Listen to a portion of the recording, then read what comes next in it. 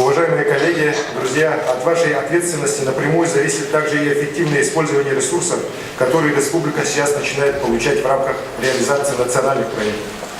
Грош цена будет тем руководителям, которые поставят задачу только механически освоить эти огромные средства и формально отчитаться. Национальные проекты, инициированные нашим президентом Владимиром Владимировичем Путиным, должны стать основой для качественного улучшения жизни людей. Например, начался сейчас новый этап масштабной программы расселения аварийного жилого фонда. Нам с вами предстоит расселить 1 140 000 квадратных метров аварийного жилья, переселить 51 тысячу человек. Это в 2,5 раза больше, чем на первом этапе, а значит намного больше и ответственности. Самые большие объемы по расселению у нас в Алданском, Ленском, Еренгринском, Медвинском районах и в городе Якутске. Мы не вправе повторять прошлые ошибки. Ситуация с Серебряным бором Еренгринского района должна всем нам стать уроком. Сейчас, в ближайшие месяцы, первоочередная задача – это проведение подготовительных работ, чтобы максимально использовать строительный сезон, не допустить удорожания строительства. Должны быть своевременно сформированы земельные участки, обеспечена синхронизация инвестпрограмм ресурсоснабжающих организаций с планами развития территории. Расселение аварийного жилья не сводится только к строительству новых домов. Здесь мы должны сказать, что в республике сегодня нет ни одного города, населенного пункта, который бы отвечал критериям федеральных органов, которые они разработали по благоустройству и комфорту. Синхронизируя ресурсы национальных проектов в области жилищного и дорожного строительства, создания общественных пространств, надо добиваться кардинального улучшения качества общественной среды в наших населенных пунктах. Ваша задача, уважаемые коллеги, здесь объединить усилия на местах, организовать широкую разъяснительную работу среди жителей, вовлечь все наши сообщества и бизнес в решение этой задачи. В сельских поселениях вопросы благоустройства и безопасности жительной среды, формирования новой культуры общественных пространств должны решаться комплексно, с опорой на ресурсы, которые направляются в рамках программы развития села республики и в рамках нацпроекта. Надо ставить задачи так, чтобы в каждом поселении люди видели позитивные перемены и преимущества сельской жизни. Всем муниципалитетам надо пересмотреть и привести в соответствие градостроительные и стратегические документы своего развития. Для этого, безусловно, необходимы передовые знания и опыт. Это обязательное условие успешной работы на том уровне, который сегодня требуется. Широко привлекать к разработке документации, к поиску инвестиций наши республиканские институты развития, наш республиканский центр компетенций при фонде будущих поколений. Перед ними поставлена задача сопровождать, помогать и поддерживать муниципальные проекты. Это касается также обеспечения экологической безопасности наших территорий, включая создание инфраструктуры обращения с твердыми коммунальными отходами. До 2024 года в республике планируется построить 3 мусороперерабатывающих комплекса в Якутске, Мирном и Миренке, 20 объектов сортировки и 35 объектов размещения твердых коммунальных отходов в районах.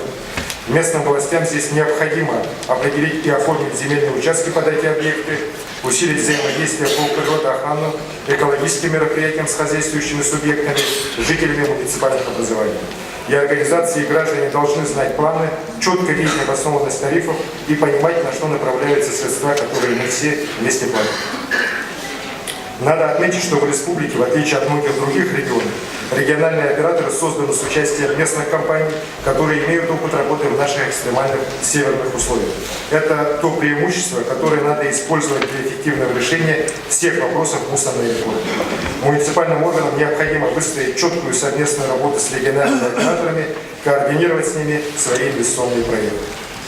По национальному проекту «Безопасные и качественные автомобильные дороги» предстоит огромная работа по приведению в нормативное состояние региональных дорог и улично-дорожной сети города Якутска. Только в этом году в Якутске должно быть отремонтировано более 25 километров дорог. В этой связи руководству муниципалитетов и, конечно же, в первую очередь руководству нашей столицы города Якутска надо обеспечить своевременную разработку, согласование проектов ремонта дорог, жесткий контроль сроков проведения конкурсных процедур, полного и качественного освоения выделенных средств.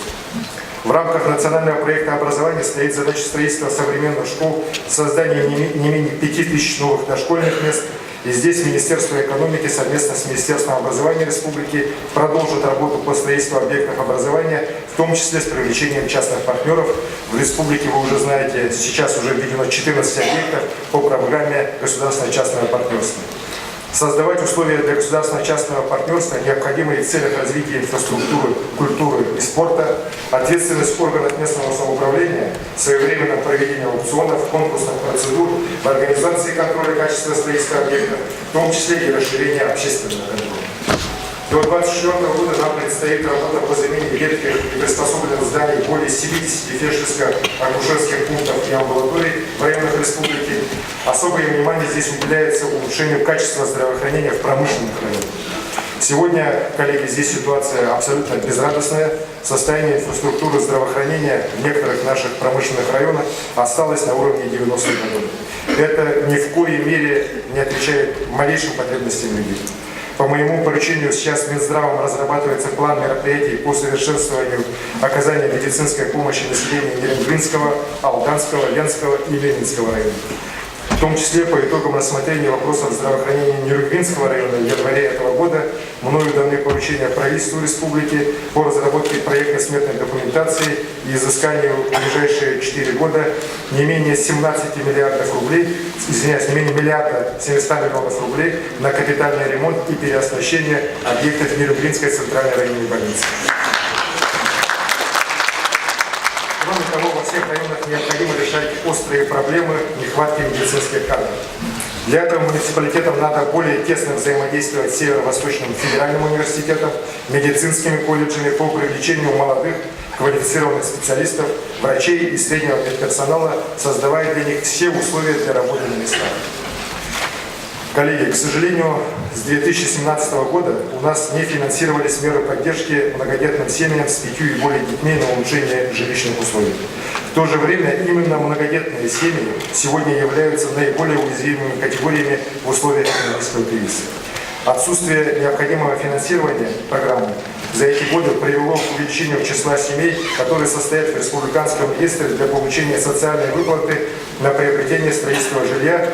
На сегодня эта очередь из многодетных семей, где число детей у нас составляет 5 и более детей, уже достигла 1760. В этом году впервые правительство приняло решение направить на эти меры 100 миллионов рублей. Вместе с тем, я считаю, что в рамках проводимой политики по снижению бедности в республике этого все-таки недостаточно. Я поручаю правительству предусмотреть дополнительно в этом году не менее 250 миллионов рублей на эти цели, а также ускорить обеспечение данной выплаты всех ставших на очередь до 1 января 2019 года. Также я считаю несправедливым ранее принятое решение правительства в части требования об исключении из очереди семей в связи с тем, что пока они стояли в очередь, старшему ребенку уже исполнилось 23 года. Я прошу правительство в срок до 1 мая текущего года пересмотреть действующий порядок предоставления социальной выплаты в целях неухудшения положения ныне стоящих в очереди семей. Многодетных семей всегда будет оставаться одним из самых таких приоритетных направлений деятельности на посту главы республики.